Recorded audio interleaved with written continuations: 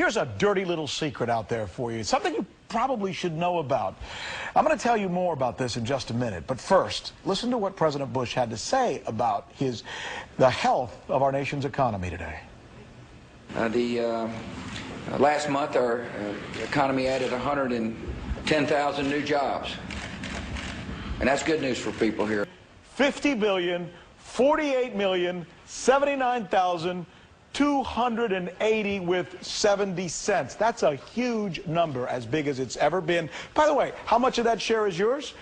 Every one of us who lives in this country, that means owes $29,862 with 88 cents. So whatever you think you're worth, take that away from it. $210 billion, but the big ones, China, $408 billion, and Japan, we, the United States of America, owe all these countries, but this is the mother lode right here. Elizabeth McDonald and Neil Weinberg, along with Mike Ozanian, Quentin Hardy, and John Rutledge. All right, Dr. John, let's start with you. You fear a Chinese takeover of America?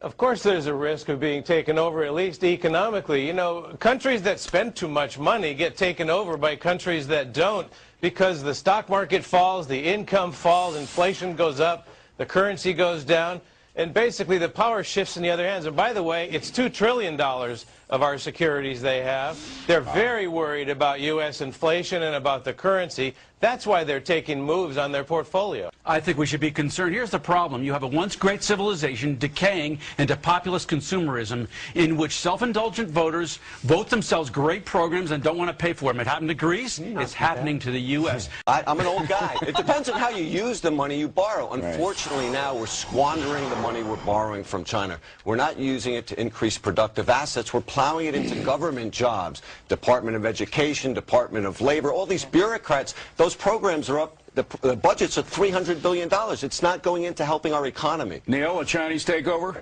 I think this is, over the long term, a real concern. You know, when you borrow and borrow and borrow, whether you're a homeowner or you're a country, you can either go bankrupt, you can, in the case of a government, you can have to increase taxes, or you have to reduce spending. In any of these cases, what's ultimately going to happen is America will be more poor than it is now. China will become increasingly powerful in the world, and they will start dictating the terms, whether you're talking about foreign policy or economic terms or anything else. It's the same thing. If you owe the bank some money and you fail to pay it, the bank is going to start to dictate the terms. So China is eventually going to be the puppet master for the United States, according to Neil. They felt pretty good at the beginning of the decline of the Roman Empire, too. Japan. China has a huge vested interest in the American economy because it holds almost 25% of all foreign-owned U.S. debt. We owe the Chinese massive amounts of money. Chinese sack of dollars is $1.4 trillion thick. That's a lot of money, amount of Chinese money.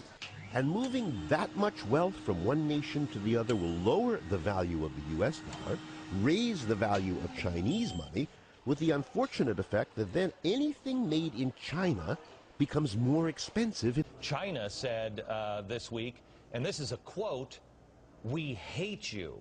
We hate you." They said it twice. You spend $1 and $2 trillion. What choice do we have? You are devaluing your dollar.